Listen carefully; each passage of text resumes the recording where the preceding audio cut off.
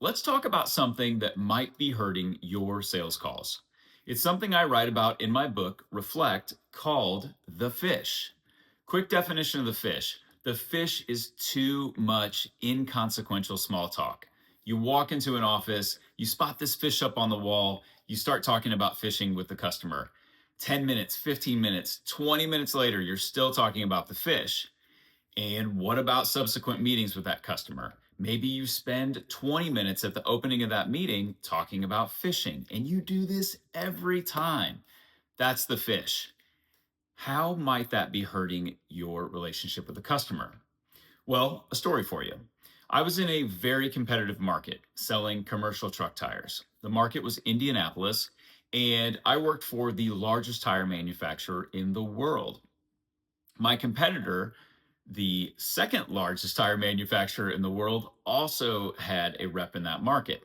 And it was not uncommon for us to see each other at different trucking fleets in that market. Well, one day I was calling on one of my top five customers, and who comes walking out of the office? None other than my competitor. We exchanged pleasantries, and then I walked into the trucking fleet. What happened next should put the fish into perspective for you.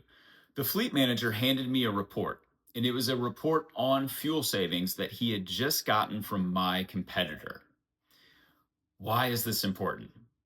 If you assume that your competitor is doing the same thing that you are, just talking about the big game, talking about fishing, talking about what they're going to be doing this weekend in the city, you might be dead wrong. They might be walking in with valuable information for the customer that's going to impact their bottom line.